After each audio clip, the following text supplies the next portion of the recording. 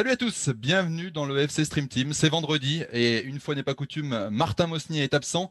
Je suis Adrien Yo et pour m'accompagner, vous le connaissez déjà depuis de longues années, mais aujourd'hui, il est Laurel sans Hardy, il est Boule sans Bill, il est Stone sans Charden, il est Obélix sans Astérix, il est Henri sans Trezeguet. Martin est absent, vous l'aurez compris, Maxime a perdu sa boussole, son phare, mais sûr qu'il sera relevé ce défi avec génie comme toujours. Comment ça va, Maxime? Bah ça va très bien, je suis avec toi donc ça va très bien. T'es beau comme un camion dans ta petite case là, très bien, Je suis avec tes bien petites là, briques je suis bien. derrière. C'est parfait. Alors attends, je suis Boule, Ouais, je suis boule sans bille. Obélix, et Laurel et Hardy, lequel là? Il y a un truc là. Exactement. J'ai Je veux pas l'impression te que cacher, tu veux faire passer un message là. je veux pas te cacher. On a préparé cette petite surprise avec Martin parce qu'on sait que dans le FC Stream Team, vous aimez bien ces présentations de Maxime. Donc on voulait pas déroger à la règle et même si Martin est absent, eh bien on voulait quand même vous faire profiter de ses talents d'écriture. C'est grand talent d'écriture. D'ailleurs, il n'est pas là parce que tout simplement, parce qu'il dit tout le temps, Martin, il dit tout le temps, oui, Maxime, tu viens 2 minutes avant l'émission, tu prépares rien. Bah, Martin, il n'a pas eu envie de venir aujourd'hui. On lui a dit les Non, sujets à 13h, il a fait, non, non, pas pour moi, on va on ne parler fait de pas. Maradona, mon joueur préféré c'est Moravcik, Maradona, moi je m'en fous complètement. Donc voilà, ça c'est Martin Mossier, voilà. C'est le vrai visage de l'homme qui fait le sympa devant la caméra et devant le micro, mais qui n'est pas si sympa que ça, non. Trêve de plaisanterie, il avait un petit souci, il ne pouvait pas être là, donc on lui souhaite bon courage pour cette journée qui va être, à mon avis, très sportive. Exactement. À la Bon semaine courage prochaine, Martin.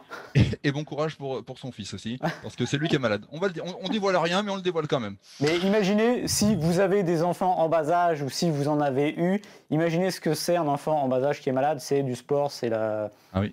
Je sais pas à quoi on peut comparer ça, mais c'est très très chaud. Exactement. On va passer au sommaire, Maxime, si tu le veux bien. On a trois gros sujets aujourd'hui. Encore, gros, Obélix, tout ça, c'est...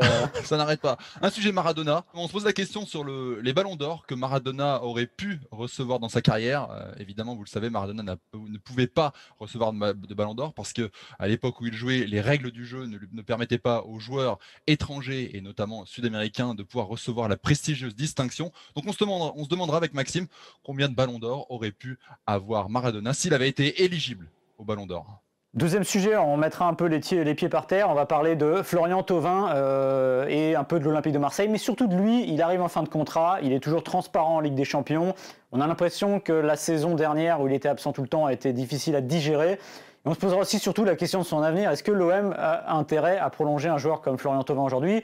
Mais s'il ne le prolonge pas, à qui le vendre et à quel prix? On sent que c'est très compliqué. Ce sera notre deuxième sujet avant Marseille-Nantes demain en Ligue des Champions. Oh, en Ligue 1, pardon.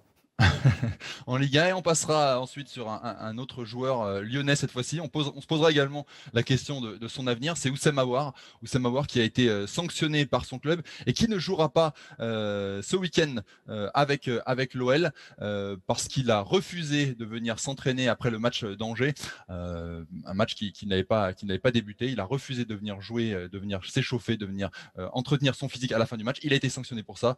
On se demandera où va Oussem Aouar. Maxime, tu dois nous rappeler également où est-ce qu'on peut écouter cette émission. Alors, il y a deux solutions. Vous allez sur eurosport.fr, vous en avez l'habitude, il y a un lien, vous allez cliquer dessus, vous l'avez sur votre ordinateur. Mais si vous voulez nous entendre, par exemple, sur votre téléphone en faisant votre jogging ou vos courses, c'est très simple. Vous allez sur les bonnes plateformes de podcast, Spotify, Apple Podcast, Google Podcast, Podcast, Deezer, etc. Tous les trucs qui finissent par podcast. Vous nous retrouvez, vous vous abonnez, c'est important parce que ça vous permet d'avoir l'émission dans votre téléphone la semaine suivante et surtout vous nous mettez 5 étoiles parce que plus on a d'étoiles, plus on continue et plus on est content. Ça nous fait passer un excellent week-end, une excellente semaine et on est toujours très content de vous retrouver le vendredi suivant. Exactement. On débute donc avec Maradona. On va se poser la question de sa place dans l'histoire. Il y a quelques semaines, nous avions fait sur Sport.fr un podcast Qui c'est le plus fort. On s'était posé l'éternelle question qui est le plus fort entre Pelé et Maradona, parce que Maradona évidemment a une place à part et une place au premier rang de l'histoire du football, Maxime. Ouais, on avait fait ce podcast parce que Pelé venait d'avoir 80 ans et Maradona allait fêter ses 60 ans. Diego Maradona est mort mercredi d'un arrêt cardiaque et du coup on a voulu évidemment revenir sur sa carrière, sur lui, sur sa place dans l'histoire du foot et un peu après on parlera des ballons d'or. Je vais pas répéter ce que j'ai dit dans le podcast, d'ailleurs je vous encourage à aller l'écouter, c'est dans la série Qui c'est le plus fort d'Eurosport, Pelé, Maradona, qui c'est le plus fort. Moi ma réponse elle est très simple, je vous la fais très vite, c'est Pelé qui est devant, mais la grandeur de Maradona, justement, c'est de m'avoir fait douter que peut-être qu'il y avait quelqu'un qui était au-dessus de Pelé et que c'était peut-être Maradona.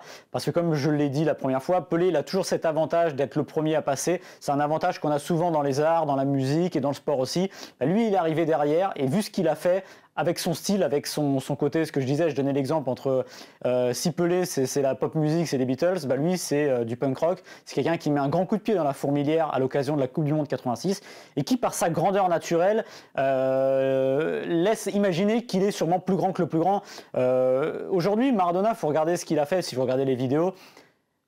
C'est ce talent pur, c'est de regarder ce que vous verrez sur ces jongles où on a repassé des dizaines de fois depuis mercredi, la fameuse scène à Munich au stade olympique lorsqu'il s'échauffe. Il y a d'autres scènes aussi, vous le voyez faire des ailes de pigeon avec un ballon qui part dans le ciel et qu'il rattrape sans bouger. C'est cette facilité technique, c'est tout simplement un don venu du ciel, c'est ce qui fait que pour moi, il est le deuxième parce qu'on a vraiment un extraterrestre tel que Messi, son lointain successeur en Argentine, est aussi. C'est que des gens qui sont nés avec, on dit des fois que des gens sont nés avec une cuillère d'argent dans la bouche. Lui, il avait de l'or entre les pieds et il en a fait. Il aurait pu être peut-être un peu mieux, mais parce qu'il y a eu ses excès, mais n'empêche qu'avec ses excès, être arrivé à ce niveau-là et faire ce qu'il a fait, notamment, on en reparlera tout à l'heure pour les Ballons d'Or, son show de la Coupe du Monde 86, qui est la Coupe du Monde la plus délirante au niveau individuel. Il n'y a pas un joueur dans l'histoire, avant, après, qui a pesé autant sur le destin d'une équipe.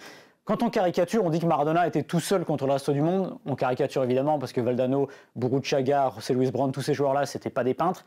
Mais quand même, ce qu'il a fait, sans lui, une chose est sûre, l'Argentine ne gagnait pas la Coupe du Monde. Ce que le Brésil a réussi à faire sans Pelé, notamment en 62, lorsqu'il était blessé au bout du deuxième match, il me semble. Mmh. Ouais, moi je suis un peu plus partagé, effectivement, Pelé, Maradona. Moi je trouve que Maradona, est-ce que tu venais de dire à l'instant, gagner une Coupe du Monde à soi, tout seul, c'est quelque chose qui place un joueur, pour moi, au-dessus de tous. Alors évidemment, il y aura toujours match avec Pelé, mais réussir une Coupe du Monde comme il l'a fait, et en plus en mettant des buts de génie, vous l'avez certainement vu et revu, le but, les deux buts d'ailleurs, la main de Dieu et puis le slalom incroyable face à l'Angleterre en quart de finale, mais on oublie aussi les buts face à la Belgique en demi-finale. Cette Coupe du Monde, le fait qu'on se rappelle de 86 davantage pour la Coupe du Monde de Maradona plutôt que la victoire de l'Argentine, pour moi ça place le bonhomme tout au-dessus. Et voilà, ce qui fait aussi que c'est d'une tristesse absolue, c'est le personnage, c'est les larmes de Maradona après la finale de 90. Et j'ai relu des choses cette semaine. Il avait pleuré aussi également, il en a voulu à mort au sélectionneur de l'époque de 1978 de ne pas avoir été sélectionné pour cette Coupe du Monde que l'Argentine a gagnée en 78 sous la dictature des militaires. Mais c'était une Coupe du Monde, je pense que peut-être déjà Maradona savait qu'en loupant cette Coupe du Monde, il aurait du mal à rejoindre le roi Pelé et ses 3 coups et ses 3 titres, et que finalement il aurait du mal à être légal en termes de palmarès. Par contre, en termes de jeu, voilà, je ne vais pas répéter ce qu'a dit Maxime, mais Maradona, c'est de l'or dans les pieds, c'est incroyable, et voilà, il garde une place. Et ce que je finirai en disant, en évoquant Pelé, j'ai bien aimé la phrase de Pelé à l'encontre de Maradona, juste après le décès, en disant j'espère qu'un jour on jouera au ballon dans le ciel tous les deux. Ça montre bien que même Pelé le place presque à son égal, et quand on sait l'ego qu'a Pelé, dire ça même dans l'émotion, ça montre que voilà, on considère les deux comme étant des génies absolus. Non, mais il est très magnanime, Pelé, alors que de son vivant et beaucoup plus tôt pendant la carrière de Maradona, il était beaucoup moins magnanime avec Maradona parce que justement, je pense qu'il sentait cette menace du joueur qui est complètement dingue. Il y a autre chose aussi, je ne sais pas si vous l'avez vu, il y a Gary Lineker qui a parlé de Maradona à la télé anglaise cette semaine. Et à un moment, il dit un truc très marrant et très marquant, c'est qu'il joue un match international à Wembley, c'est un match de charité, il me semble, Angleterre, reste du monde, quelque chose comme ça. Et en fait, Lineker se retrouve dans l'équipe du reste du monde parce qu'il joue à l'époque au FC Barcelone. Et il raconte que Maradona, à l'échauffement, balance des grandes chandelles, j'allais dire au plafond, mais qui partent à des hauteurs complètement dingues.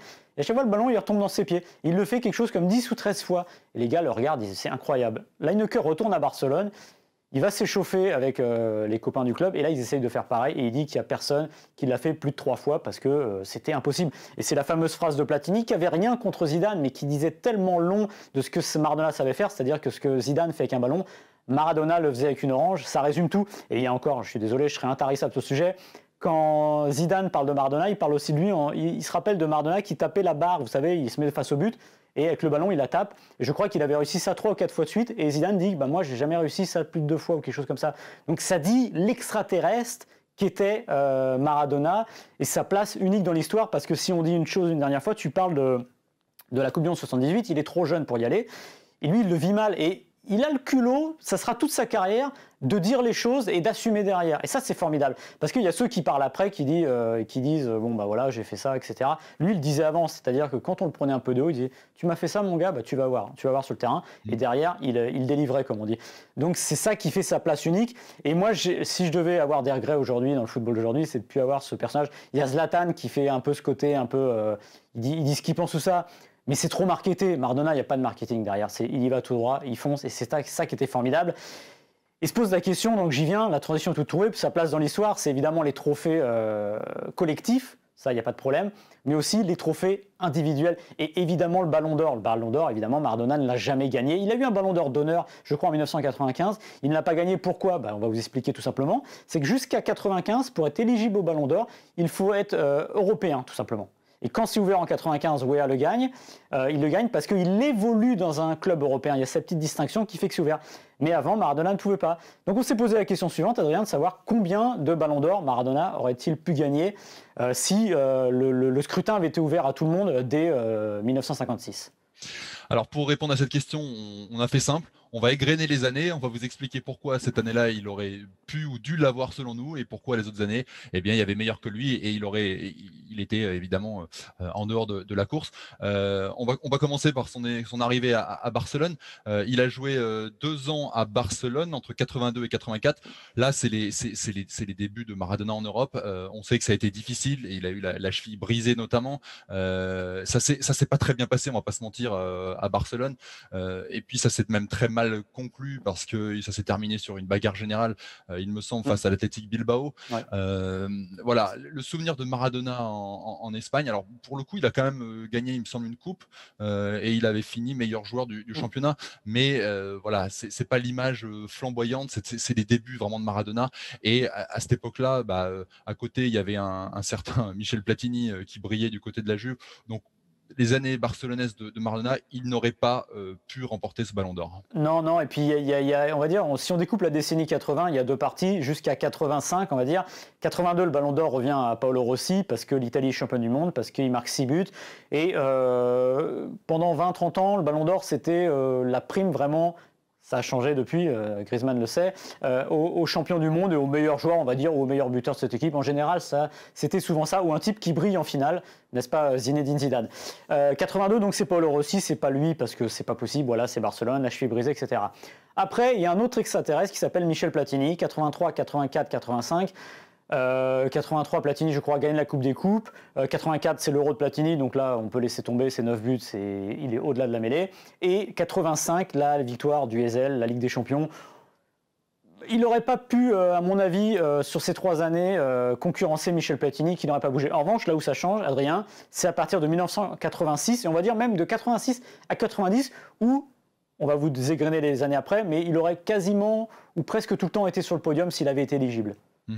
86, on en a parlé. 86, c'est effectivement la Coupe du Monde, donc prime au vainqueur de la Coupe du Monde. Maradona gagne la Coupe du Monde et en plus c'est le joueur majeur et ultra dominant de son équipe. Donc en 86, il n'y a pas de débat. Il remporterait ce Ballon d'Or haut la main.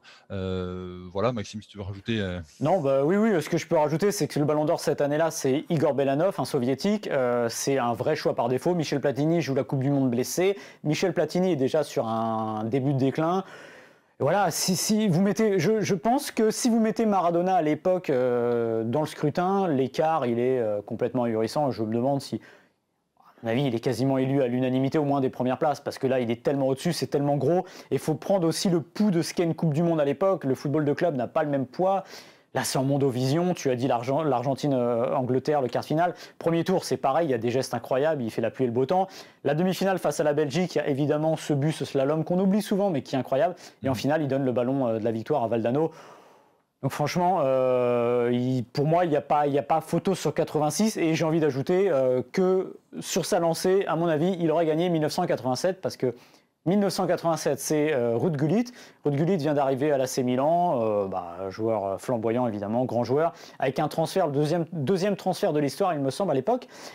D'ailleurs, c'est le Maradona. Voilà, exactement. Ou à Naples, je ne sais plus. À Naples, oui. Et en fait, le truc, c'est que Gullit, lui, il gagne pas, alors que Maradona, il faut remettre dans son contexte, il va permettre à Naples d'être championne d'Italie. Quand Maradona arrive à Naples, c'est pas grand-chose. Voilà, Naples n'a jamais rien gagné. Et il va aller gagner ce titre. Ça fait un peu la suite de ce qui fait que l'Argentine, je vais pas dire tout seul, mais quasiment. Et il faut revoir les images de l'époque. Les joueurs n'ont jamais été aussi protégés qu'aujourd'hui, et c'est tant mieux, les artistes, c'est-à-dire Messi, Ronaldo et compagnie, voilà. Mais mettez-les à cette époque-là, avec ce que prenait Maradona, les cisailles qu'il essayait d'éviter à chaque match, c'est complètement dingue. Et réussir à être champion d'Italie dans ces conditions, avec un championnat d'Italie qui était d'une difficulté absolue, c'est complètement dingue. Et il y aurait peut-être eu un petit rival qui aurait été éligible aussi, il s'appelle Rabat Majer, parce que Rabat Majer, lui, il gagne la C1 avec Porto, avec évidemment ce geste, cette talonnade. Mais est-ce que ça aurait suffi, honnêtement, face à la maestria de Maradona, sachant qu'il avait déjà 86 derrière lui? Je ne suis pas sûr, parce que j'ai pensé à un autre geste, alors il n'était pas complètement en temps de match. La Panenka d'Antonin Panenka, geste génial, resté dans l'histoire comme la Majer, n'a pas permis au principal intéressé d'être Ballon d'Or. Donc je pense que ça aurait été un peu pareil. Et à mon avis, Maradona aurait aussi, en 1987, été Ballon d'Or et haut la main. Donc ça fait déjà 2 ballons d'or pour Maradona à 86-87. On passe à 88. 88, on va être clair, il y avait l'Euro en 88. On sait que les compétitions internationales ont un rôle très important. Et dans cet Euro remporté par les Pays-Bas, il y avait un extraterrestre, c'était Van Basten. Van Basten, voilà, c'est un triplé contre l'Angleterre en poule. C'est sa volée sensationnelle en finale. Si vous ne l'avez jamais vu, je vous invite à taper sur YouTube pour aller voir ça. C'est un des buts les plus fameux de l'histoire du football. Donc voilà, là il avait affaire quand même à un grand néerlandais, on dirait. Et puis c'est une année où avec Naples il n'est pas champion parce qu'on le rappelle, voilà, 87 il a été champion pour la première fois de l'histoire de Naples. 88 il n'est pas champion. Donc là Van Basten était au-dessus de la mêlée. Ouais, et ce qui est drôle avec Van Basten, et ça dit encore le poids de l'époque de l'Euro, c'est que Van Basten démarre le championnat d'Europe sur le banc des remplaçants en fait. Il est remplaçant, les Pays-Bas se prennent les pieds dans le tapis au début, il rentre face aux Anglais, met le triplé. Et comme c'est aussi un scrutin très européen à l'époque, avec des votants européens, c'est sûr que ça a fait la différence. Et alors, ce qui aurait peut-être pu équilibrer un peu, c'est si les votants avaient été déjà très mondialisés. Mais honnêtement, c'était compliqué à l'ère du temps de ne pas le donner à Marco Van Basten, parce que c'était le meilleur tout simplement. Et je crois, si je ne me trompe pas, le 80 c'est Rummenigge qui est Ballon d'Or, c'est l'Euro, 84 c'est Platini. Donc c'est vraiment l'ère du temps à l'époque, et le grand joueur de l'équipe championne d'Europe qui ressort. Et pour faire la transition, 89, c'est encore Marco Van Basten qui est Ballon d'Or. Et là, pour moi, pareil, je peux aller très vite, pas de discussion. C'est la meilleure équipe, c'est l'AC Milan, c'est 5-0 en demi-finale. Retour de C1 contre le Real Madrid, 4-0 contre Steaua Bucarest. 2 buts de Van Basten, 2 buts de Gullit. Là, on est dans la plénitude de cette équipe de Marco Van Basten. Et à mon avis, ce que faisait Maradona n'aurait pas suffi non plus pour 1989. 1990, il y a un petit débat, même si là encore le poids de la Coupe du Monde a joué, parce que cette année-là, c'est Lothar Matthaus qui gagne, qui remporte, l'Allemand, qui gagne avec la RFA face à l'Argentine justement. Alors le débat, il est surtout là. Est-ce que la finale perdue par l'Argentine également a certainement joué d'un poids, et si Maradona avait gagné la Coupe du Monde 86, il aurait certainement remporté ce Ballon d'Or. Donc voilà, il y a deux écoles. Soit on se place du côté les vainqueurs de Coupe du Monde, les vainqueurs d'Euro, c'est un des vainqueurs d'Euro de Coupe du Monde qui doit gagner le Ballon d'Or. Dans ces cas-là, il faut le donner à un Allemand, et donc c'est ce qui s'est passé. Après, moi je suis partagé, parce que Maradona cette année-là, il est de nouveau champion d'Italie avec Naples. Il met 16 buts. Donc gros champion. 16 buts aujourd'hui, ça paraît peut-être peu, mais marquer 16 buts à l'époque en Serie A, c'était une sacrée performance. Et c'est pas un avant-centre? C'est pas un avant-centre.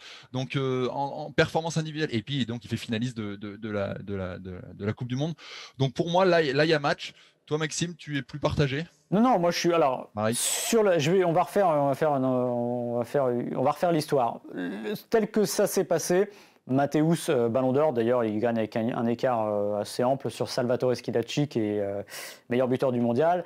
Faut pas oublier qu'il fait une énorme Coupe du Monde, Matthaus, notamment un premier tour avec son match contre la Yougoslavie à Milan, qui est assez. Il marque le ton, voilà, de la Coupe du Monde. Il marquera moins il marque en quart de finale ce penalty, et il refuse de tirer le penalty en finale parce qu'il ne le sent pas. Son penalty contre les Tchèques n'était pas super bien tiré, Tchécoslovaque d'ailleurs.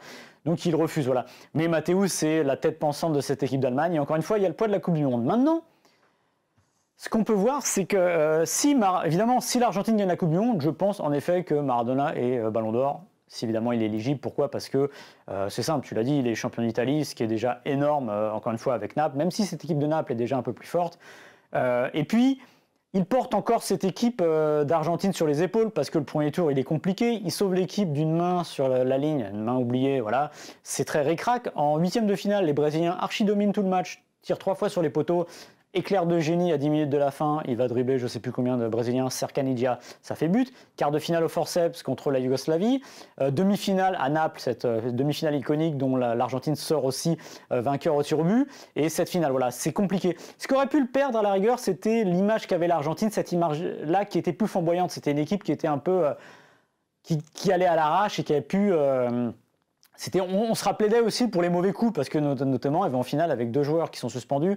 Donc ça l'aurait peut-être un peu pénalisé, mais en effet, s'il avait gagné la Coupe du Monde et qu'il avait été éligible, il aurait eu de fortes chances. Maintenant, s'il avait été éligible tout en perdant la finale, vu l'image qu'avait l'Argentine à ce moment-là, et déjà lui, la sienne, qui se dégradait un petit peu, on sait que le fair play, ça comptait. Moi, je pense qu'il n'aurait pas eu le Ballon d'Or, mais il aurait fait un deuxième, et ce qui aurait fait, on va dire, entre 86 et 90, on aurait vu quasiment sur 4 ou 5 podiums facilement. Mais je pense que 2 ballons d'or, ça me paraît très équilibré. Évidemment, il va sans dire que derrière, il ne pouvait plus le gagner parce que c'était terminé, c'était déjà la grosse descente. Très bien. Alors, on peut replacer aussi dans... Alors, je suis désolé, je suis un tariste absolu, j'adore ça. 2 ballons d'or, ça l'aurait mis derrière Cruyff et derrière Platini à l'époque. Et Van Basten aurait mis le 3e en 92. Donc déjà, ça donne le poids dans l'histoire qu'il aurait eu. Évidemment, maintenant, on est à 5 pour Ronaldo, 6 pour Messi. C'est un autre football, c'est une autre manière de récompenser les joueurs. Mais déjà, ça vous donne à peu près la place qu'il aurait eu, c'est-à-dire très très haut. D'un gaucher à un autre, de Diego Maradona à Florian Thauvin, oui j'ai osé, on va évidemment parler maintenant des affaires du moment, de l'Olympique de Marseille, et évidemment de cet Olympique de Marseille qui en est à 0 sur 4 en Ligue des Champions, 0 sur 13 si on compte évidemment depuis 10 ans. D'ailleurs j'ai envie de dire que c'est un peu injuste de compter, de mettre sur le dos de l'équipe d'aujourd'hui tout ce qui a été mal fait avant. Évidemment, il y avait déjà Thauvin, il y avait déjà Mandanda, mais quand même, c'est un peu dur. Mais bon, c'est une parenthèse. Et on va se poser la question avec Fabrice Lamperti, journaliste à la Provence, de Florian Thauvin, de son avenir, d'un peu tout, parce que il était venu la première année, il avait fait un pied de nez à Lille pour venir à l'OM pour jouer la Ligue des Champions. Ça s'était bien passé. Il est là, il rejoue la Ligue des Champions et on a l'impression que ça ne va pas mieux 7 ans après. Alors j'ai envie de demander, Fabrice, qu'est-ce qui ne va pas avec Florian Thauvin ? Ouais, salut Max, salut à tous. Il y a Dimitri Payet aussi en 2013-2014, en plus de Steve Mandanda et de Flo Thauvin. Qu'est-ce qui ne va pas pour Flo Thauvin? Écoute, je pense que c'est un ensemble de choses. Déjà, l'équipe ne tourne pas, donc ça facilite pas la tâche d'un joueur offensif comme Florian Thauvin. L'équipe, on l'a vu au cours des 4 précédents matchs, des 4 premiers matchs en Ligue des Champions. Il n'y a eu aucune animation offensive, quasiment aucune volonté de créer du jeu, d'aller de l'avant. Je pense que les matchs contre Olympiakos, Manchester City, Porto, c'était quand même tout sauf du football, quelque part. Donc, quand on aime le football et l'Olympique de Marseille, on a les yeux qui saignent en voyant tout ça. Donc, forcément, c'est compliqué pour un joueur comme Florian Thauvin de tirer son épingle du jeu. Je pense qu'il a aussi le contre-coup quand même de sa blessure à la cheville de la saison dernière. Vous ne pouvez pas l'attendre à 100% immédiatement. Il fallait pas non plus se voiler. Il faut pas non plus se voiler la face par rapport à tout ça. Mais après, une fois qu'on a dit ça, une fois qu'on a posé tout ça, Florian Thauvin est quand même l'un des leaders offensifs de l'Olympique de Marseille. C'est quand même lui qui doit tirer cette équipe vers le haut. Et même au milieu de tout ça, au milieu de tout ce qui se passe, il n'a rien fait. Il fait peu de différence. On l'a vu un petit peu mercredi contre Porto, il a fait 2-3 bonnes combinaisons sur le côté droit avec Morgan Sanson et il a bien lancé Valère Germain. Il donne un bon ballon de coup de pied arrêté à Valère Germain, mais c'est tout. Alors qu'on attend plus d'un Florian Thauvin, c'est lui qui doit faire des différences normalement avec un Dimitri Payet quand il joue. Bon, Dimitri Payet, il joue un match sur 2, il débute un match sur 2 en Ligue des Champions, donc c'est encore autre chose. Mais c'est trop peu. Donc finalement, je pense que, indépendamment de tout ce que je viens de dire, il faut quand même se poser la question de son niveau, de son réel niveau en Ligue des Champions. Ouais, en plus, ça tombe assez mal parce qu'on sait qu'il est en fin de contrat. Et il y a quelques temps, il avait parlé d'une prolongation et il laissait entendre qu'il voulait des responsabilités, qu'il voulait monter, qu'il pouvait être le patron de cette équipe et peut-être s'inscrire à long terme avec l'Olympique de Marseille, encore plus à long terme. Et le souci, c'est quand la montagne commence à être un peu haute, il y a un peu du mal à retrouver le Florian Thauvin. D'ailleurs, le Florian Thauvin qu'on voit aussi en championnat, j'ai l'impression qu'il y a quand même des stats en trompe-l'œil parce que c'est 3 buts, 5 passes décisives. Sur le papier, c'est pas mal. C'est l'OM a joué 8 matchs, il me semble. Donc en gros, c'est quasiment une action décisive 9. par match. 9, pardon. Mais il manque quand même quelque chose. On a quand même aussi l'impression qu'en Ligue 1, c'est pas non plus complètement foufou ce qu'on voit. Non, c'est pas folichon pour l'instant, tu as raison. 3 buts, 5 passes décisives. But contre Brest, Paris et Bordeaux. Les passes décisives, il s'en sort bien aussi 5. C'est quand même un beau total, cette période de la saison. Ça fait quasiment une passe décisive sur tous les 2 matchs, puisqu'ils ont joué 9 matchs. Mais voilà, c'est après le Florian Thauvin qu'on a connu, qui faisait vraiment des différences, j'insiste vraiment là-dessus, qui faisait des différences et qui marquait des buts. Il n'était pas à ce niveau-là, il était vraiment à un autre niveau. Rappelle-toi, quand il arrive à griller la concurrence pour aller à la Coupe du Monde 2018, Florian Thauvin, c'est 22 buts cette saison-là. 22 buts, 11 passes décisives. Donc ça prouve quand même qu'il avait eu un vrai impact, une vraie influence sur les performances de l'Olympique de Marseille cette saison-là, qu'il était à un autre niveau. Donc là, c'est un but tous les 3 matchs. Donc oui, c'est pas mal, mais c'est pas suffisant. Et surtout, encore une fois, s'il faisait des performances exceptionnelles, des performances énormes, où il crevait l'écran à chaque match, même en Ligue 1, on pourrait dire c'est pas grave, finalement il est au service du collectif, d'autres joueurs brillent à ses côtés, donc c'est moins embêtant. Mais non, il fait plus les différences qu'il faisait auparavant. Il brille par éclair très intermittent, sur coup de pied arrêté, parce que là on peut pas lui enlever. Il a une formidable patte gauche, il arrive à déposer le ballon presque là où il veut. Mais sinon, même dans les matchs, encore une fois, c'est très insuffisant. Il fait plus de différence. Il a du mal à déborder son vis-à-vis. Peut-être aussi parce que son jeu devient prévisible. Les 3/4 des défenseurs s'attendent à ce qu'il rentre sur son pied gauche à chaque fois. Bon, là, mercredi contre Porto, à un moment, il est parti sur son pied droit et du coup, ça a surpris les défenseurs portugais. Mais voilà, c'est trop stéréotypé, trop prévisible. Et surtout, on a l'impression qu'il lui manque aussi ce petit coup de rein qu'il pouvait avoir précédemment et qui lui fait tant défaut qu'il empêche de faire encore, de prendre le meilleur sur ses adversaires. Alors tu parlais de 2018, c'est vrai que son nombre de buts, c'était le meilleur total depuis Alen Bokchik, donc depuis 25 ans pour un Marseillais. Donc ça dit aussi l'impact qu'il avait. Moi, maintenant, j'ai envie de me pencher vers l'avenir, c'est-à-dire qu'on l'a dit tout à l'heure, ça lui a posé problème. Il a toujours cette image de joueur qui ne réussit pas sur les grands matchs. Malheureusement, j'ai trouvé que des fois c'était injuste, mais le problème c'est quand on étire la distance et qu'on regarde sur le long terme, on se rend compte que c'est souvent vrai. Est-ce qu'on sait un peu quelle est la position de l'Olympique de Marseille autour de lui ? Parce que le vendre très cher à un très très gros club, ça paraît difficile aujourd'hui à l'instant T. Il sera libre au 1er janvier, donc est-ce que l'OM est prêt à tenter de le prolonger ? En gros, il reste quasiment, j'allais dire, un mois où l'OM est un petit peu, même pas en position de force, mais on peut encore faire quelque chose. Et surtout, qu'est-ce que l'OM prévoit avec Florian Thauvin ? On a l'impression que la situation est quand même très compliquée à ce sujet-là. Le vendre cher, je crois que ça relève du fantasme aujourd'hui. L'OM n'a jamais réussi à le vendre cher par le passé. Donc, ce n'est pas aujourd'hui, à 6-7 mois de la fin de son contrat, que ça va se produire. Même pour le joueur, je ne suis pas persuadé que ce soit un bon calcul de procéder ainsi désormais. Oui, prolongation, pourquoi pas. Florian Thauvin a envie que les dirigeants lui témoignent leur intérêt, j'ai envie de dire, lui montrent qu'il est vraiment important pour eux. Il faut voir ça par plusieurs prismes. Évidemment, il y a le côté sportif, mais il y a aussi le côté financier. Florian Thauvin a 27 ans, donc il y a peut-être la possibilité de faire un gros contrat. Donc c'est une donnée qui a son importance, encore plus à l'heure actuelle. Donc voilà, l'OM va essayer de le prolonger. Il y a des discussions qui ont été entreprises avec son entourage et Pablo Longoria, le directeur du football de l'OM, qu'il connaît bien, parce qu'il voulait faire venir à Valence déjà, pas cet été, l'été d'avant.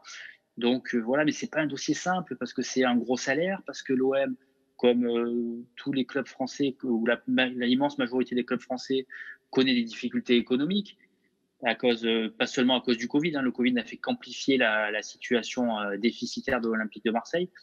Donc voilà, c'est tout un équilibre qu'il va falloir trouver. Après, il va falloir voir quels seront les autres clubs qui vont vraiment s'intéresser à Florian Thauvin, parce que Florian Thauvin, s'il est encore là, c'est aussi parce qu'il n'a jamais eu les clubs qui l'intéressait à lui. Et lui, ce qu'il veut, c'est être dans le top 10, top 15 européen. Mais aujourd'hui, il n'y a aucun club de ce calibre-là, aucun club de ce niveau-là qui s'intéresse réellement à lui. Donc, est-ce que sa liberté contractuelle peut changer les choses ? C'est possible, mais après, si c'est pour se retrouver 3e ou 4e choix au Bayern, par exemple, est-ce que ça en vaut le coup ou pas ? À voir. Tu parlais du Bayern, tu parlais auparavant de Valence avec Longoria qui avait essayé de le faire venir. On a vu fleurir ces derniers jours une info, une rumeur qui pourrait l'envoyer du côté du Milan. Est-ce que ça c'est complètement illusoire? Est-ce que c'est quelque chose qui pourrait être envisagé? Non, écoute, je pense que ça peut faire partie des possibilités, hein. Je t'avoue que pour être totalement honnête avec vous, j'ai pas d'infos sur l'intérêt réel ou supposé du Milan AC. Et après, encore une fois, des joueurs libres de 27 ans, forcément, ça va intéresser les uns et les autres. Après, il faut voir ce qu'ils peuvent mettre en face de leur intérêt ou de leur supposé intérêt. Prime à la signature, contrat sur combien d'années, etc., etc. Après, là, on arrive début décembre. Ouais, c'est à partir du 1er janvier que les joueurs vont pouvoir commencer à signer ailleurs, les joueurs libres en tout cas.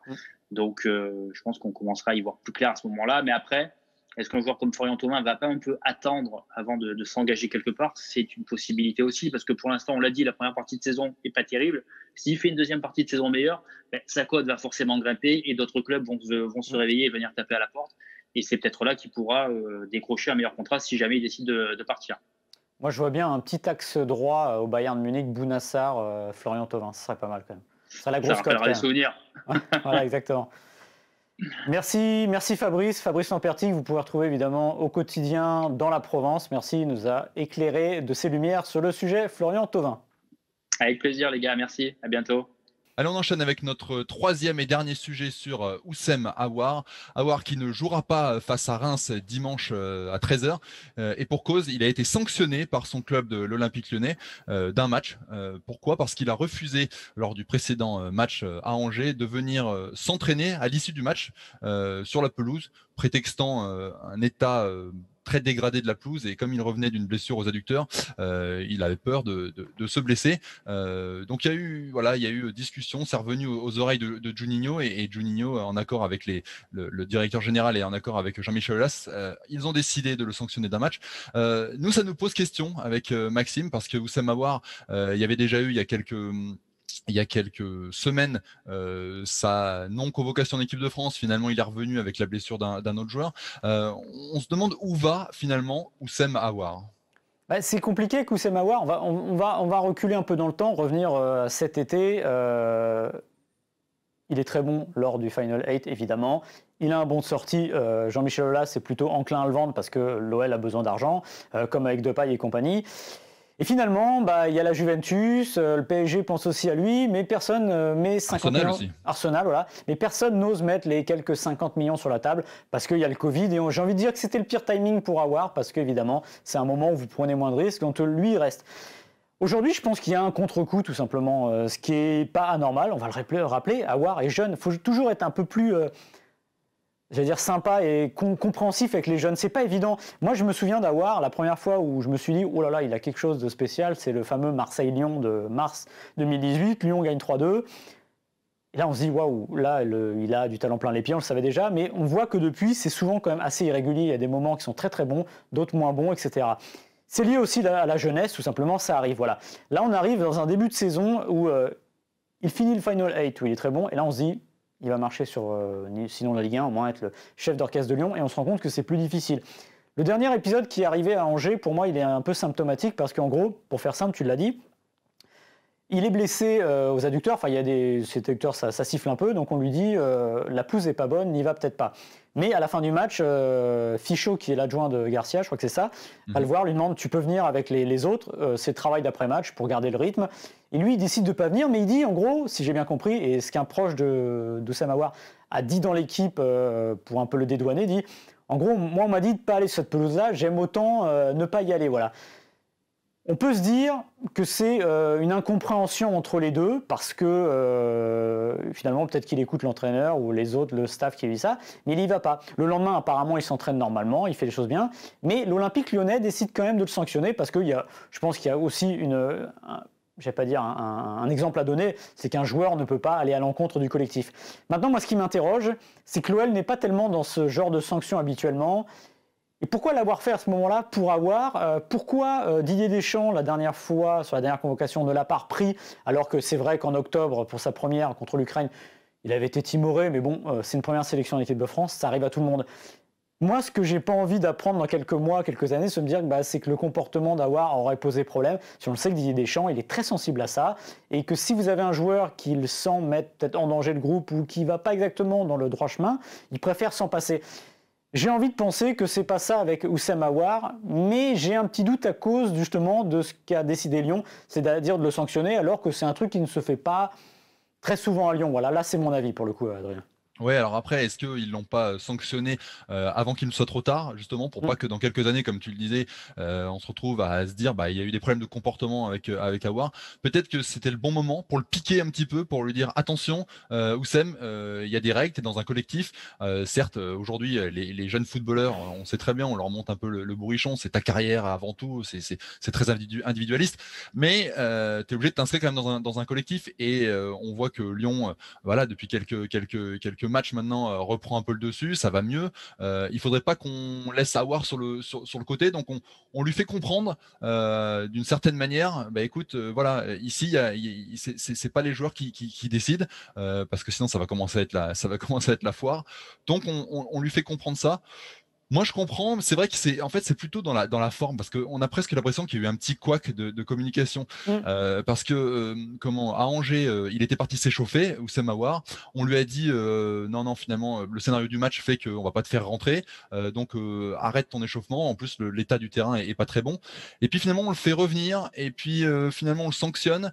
Et puis on voit que là, récemment, Rudy Garcia s'est finalement aligné avec le club en disant oui, il fallait le sanctionner. J'ai moi-même initié cette sanction. Donc j'espère que c'est juste un petit couac et que ça va se régler vite en interne, pour pas que ça déborde et que le joueur sente une frustration qui pourrait amener à d'autres conséquences derrière. Alors ce qu'a dit Garcia, je l'ai noté, c'était en conférence de presse vendredi début d'après-midi. Je vais répondre une seule fois, il était logique de prendre des sanctions.